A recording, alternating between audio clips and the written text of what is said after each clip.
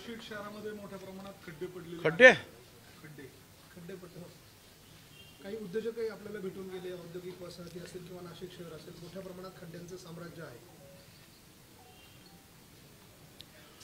हे खरं आहे. अंबडमधले जे इंडस्ट्रियलिस्ट आहेत त्यांच्या असोसिएशनचे बरेचसे लोक येऊन भेटून गेले आणि त्यांनी सांगितलं की 2 वर्षापासून त्या रस्त्याची काही दुरुस्ती झाली नाही. 2-2, 4-4 फुटाचे खड्डे आहेत आणि मग एखादा ट्रक जर माल घेऊन निघतो तो मध्येच जर त्या खड्ड्यामध्ये गेला तर मग साहजिकच आहे त्याचे शॉक ऑब्झर्वर पाटे बिटे तुटणं. आणि मग त्यांचं पुढचं म्हणणं असं की हे सगळं पाहून काही लोक जे आहेत यायला सुद्धा मागत नाहीत तिकडे नवीन. मी बोलतो ज्यांच्याशी बोलायचं त्यांच्याशी बोलतो आणि द्वारका पॉईंटचं तर काम जे आहे ते पावसाळ्यानंतर आता थोडं बंद झालं पाऊस, त्याच्यामुळे ते काम सुरू आहे असं मला कळलेलं आहे. आता कुठे आणखी असतील तर सांगू आपण.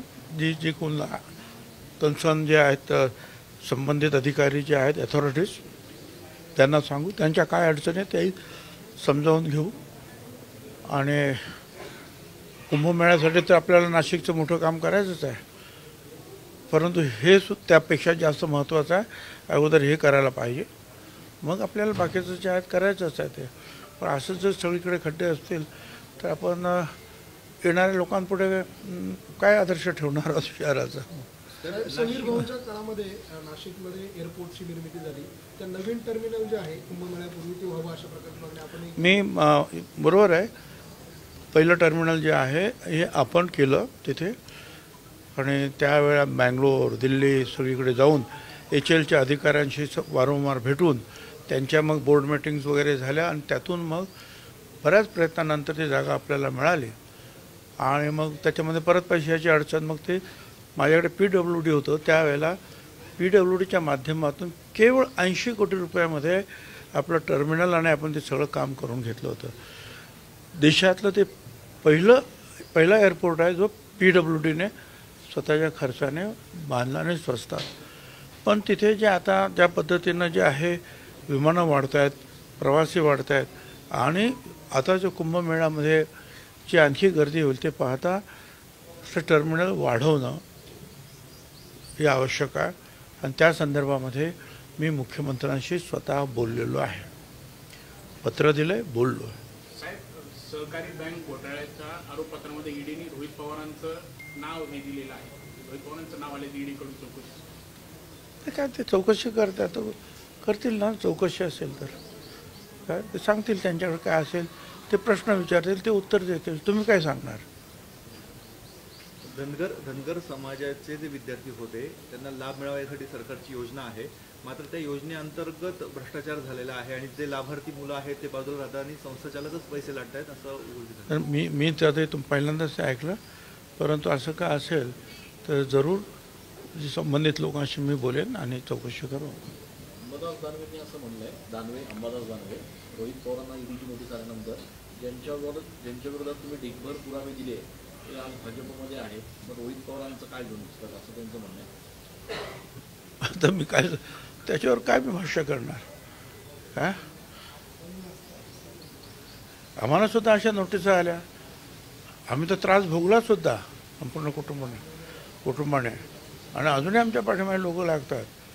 कोर्टाने क्लीन चिट दिल्यानंतर सुद्धा हे चालू आहे. काही वेळेला आता असं आहे की आपण आपल्या पद्धतीनं लढायचं असतं. महाराष्ट्रातले 12 गड किल्ल्यांचं युनेस्कोमध्ये नोंद झालेली आहे. महाराष्ट्रासाठी ही किती अभिमानाची बाब आहे. मुख्यमंत्र्यांनी काल त्याबद्दल माहिती दिली. ते स्वाभाविक आहे, कारण एक बघा की जो काही मुघलांचं जे आक्रमण झालं उत्तरेतून त्यावेळेला अनेक मंदिरं वगैरे तुटली की आणि तिकडच्या काही राजांनी जे आहे काही राजे लढले त्यांच्या विरोधात, पण काही राजांनी जे आहे सुलूक केला त्यांच्याबरोबर, रोटीबिटीचे सुद्धा व्यवहार झाले आणि त्यामुळे त्यांचे मोठमोठे महाल जे आहेत आज सुखरूप आहेत. पण महाराष्ट्रामध्ये मात्र जे आहेत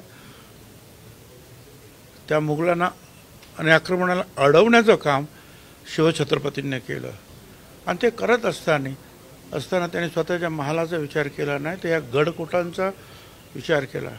आणि म्हणून आज समुद्रामध्ये सुद्धा ते किल्ले उभे आहेत 300-400 वर्षानंतर, मोठमोठे किल्ले की तिथे अजूनही जायला एवढी सगळी साधनं असताना सुद्धा आपण जाऊ शकत नाही. आणि 350 वर्षापूर्वी महाराज पायदळ, घोडदळ, हत्तीदळ हे सगळं घेऊन, तोफा घेऊन जात होते आणि या लढाया लढत होते. आणि स्वाभाविक आहे हे सगळं पाहता त्यांना युनेस्कोमध्ये जे आहे स्थान मिळणं स्वाभाविक आहे. साहेब, नाशिक जिल्हा परिषदेमध्ये महिलांनी छळाचे आरोपही केले, विधान परिषदेमध्ये देखील सर्व प्रकरण गाजले, कसं बघता या सर्व प्रकरण? मी वर्तमानपत्रामध्ये वाचलं, पण त्याच्यावर कार्यवाही सुरू झालेली असं दिसतंय मला. सिंहस्थाच्या कामांना अद्यापही सुरुवात झालेली नाहीये. घोषणा मोठ्या मोठ्या होत आहेत, पण प्रत्यक्ष काम अजून सुरू झालेलं नाहीये. प्रचंड मोठं काम होणं अपेक्षित असताना अजून कुठेच काही सुरुवात नाही. आता मी पण जरा जास्तच्या अधिवेशनामध्येच आहेत मागचे 15 दिवस, तर मला काही कल्पना नाही की कुठपर्यंत काम सुरू झालं आणि काय आहे त्याचं लेटेस्ट काहीच कल्पना आहे मला सुद्धा. प्राधिकरणाची जी आहे नेमणूक झाली एवढी मला माहिती आहे. संजय राऊतांनी संजय शिरसाटांचा एक व्हिडिओ ट्विट केलेला आहे. बरं, मग संजय शिरसाट ते बेडरूममध्ये बसतात, आजूबाजूला पैशांची बॅग भरलेली आहे, त्याच्यावरून बराच वादंग उठलेला आहे. तर नेमकं आपण कसं बघतो? पण त्या कोणते संजय शिरसाट ना, त्यांनी हेच सांगितलं की ते कपडे आहेत म्हणून, पैसे नाहीत म्हणून. मग असं काय सांगणार तुम्ही? अजून एक संजय जास्त वादग्रस्त ठरतायत. संजय गायकवाड कॅन्टीनमध्ये मारहाण केली त्यांनी. साहेब, या दोघांवरून एकनाथ शिंदेनी नाराजी व्यक्त केली. पुढे ते शिंदे गटाची अडचणी झाली आहे त्या दोघांमुळे, त्यांनी कान देखील टोचले दोघांचा. No comments. साहेब, नाशिक जिल्हा बँक जी आहे तिची इमारत विक्रीस काढण्याची वेळ आलेली आहे, डबघाईस गेलेली आहे जिल्हा बँक, आणि तिची जी द्वारकेवरची इमारत आहे ती आता विक्री काढण्याचा निर्णय होतो. काय ते नाशिक जिल्ह्याची ही जी बँक जी आहे हे एकेकाळी महाराष्ट्रातली नव्हे हिंदुस्थानमधली दुसऱ्या क्रमांकाची बँक होती. आणि एवढा मोठा प्लान होता शेतकऱ्यांच्या कर्जाचा, देशामध्ये दुसरा क्रमांक. पण आमच्या तिकडचे जे आहेत अनेक वेगवेगळे सगळ्या पक्षाच्या जे आहेत सो-कॉल्ड नेते, ह्या सगळ्यांनी मिळून जे आहे ही बँक बुडवून टाकली. आणि म्हणून मी आता सारखं सातत्यानं त्यांना सांगतो, जे काय आमचे वरचे लोक जे असतील ते किंवा मंत्री संबंधित, की कृपा करा त्याची निवडणूक घेऊ नका. कारण ज्यांच्यावर ठपका ठेवलेला आहे त्यांची पोरं तयार आहेत परत निवडणुकीला उभं राहायला. ती बँक कधीच वरती येऊ शकणार ना. त्यामुळे जे आता अनास्कर म्हणून आलेले आहेत, अतिशय स्ट्रेट फॉरवर्ड आणि अतिशय हुशार मनुष्य आहे. मला असं वाटतं की आम्ही त्याच्यामध्ये त्या कामामध्ये कुठेही हस्तक्षेप करता कामा नये. आम्ही मंत्र्यांनी त्यांना काम करून द्यावं. बुडवायचं काम आम्ही सगळ्यांनी मिळून केलेलंच आहे ना. आता रिझर्व्ह बँकेचं सुद्धा सतत नोटीस येते आहे. सगळ्यात मोठं नुकसान या जिल्ह्यातलं जे आहे लाखो शेतकऱ्यांचं आहे. गरीब शेतकरी ते अडचणीत आले. म्हणून मला असं वाटतं की आता त्यांना काम करू द्यावं आणि त्यांना सगळ्यांनी जे आहे शुभेच्छा द्याव्यात, सपोर्ट करावा. त्यांच्या कामात कृपया हस्तक्षेप करू नये कोणी. निवडणुकांना घेता प्रशासनाच्याच ताब्यात ठेवावं अशी आपली सूचना आहे. काय निवडणुकांना घेता प्रशासनाच्याच ताब्यात ठेवावं अशी सूचना आहे. होय, ती बँक जी आहे पूर्णपणे व्यवस्थित जोपर्यंत उभी राहत नाही, सगळ्या अडचणी तिथल्या मिटत नाहीत, त्याच्यानंतर विचार करू. पण त्यावेळेला सुद्धा तीच माणसं, तीच घराणी ज्यांच्यावर ठपके ठेवलेत ते कदाचित नाही उभा राहू शकणार नाही की राहणार. पण त्यांची मुलं आहेत ना, कोणाचा भाऊ आहे, कोणाची मुलं आहेत काय, आणि एकूण तोच गोरखधंदा जो आहे परत सुरू राहील. आणि म्हणून माझं म्हणणं आहे की चांगले प्रशासकांच्या ताब्यात राहू द्या.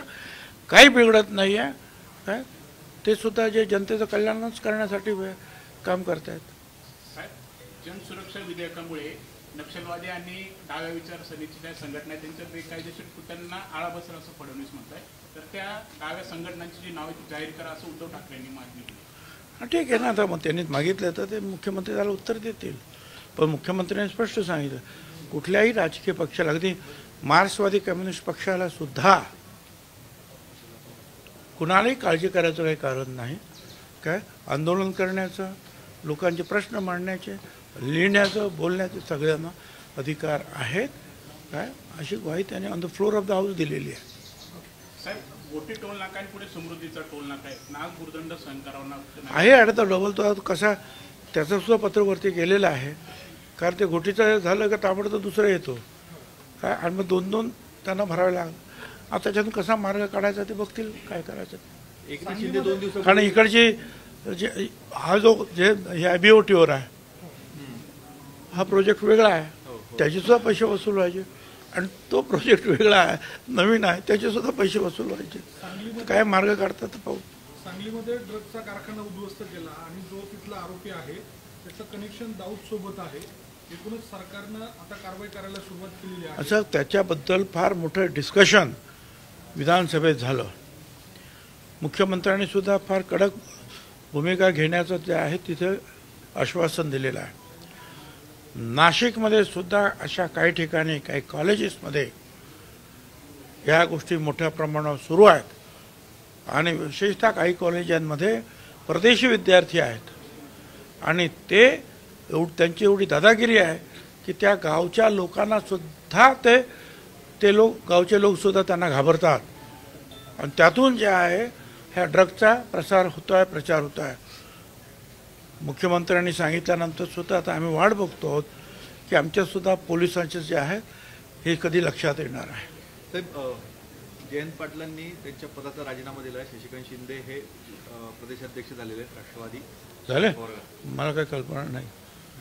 ते तर तुमची बातमी असेल, अजून माझ्यापर्यंत तर नाही. त्यांचा अंतर्गत विषय आहे, परंतु ही नवीनच बातमी, मला काही कल्पना नाही.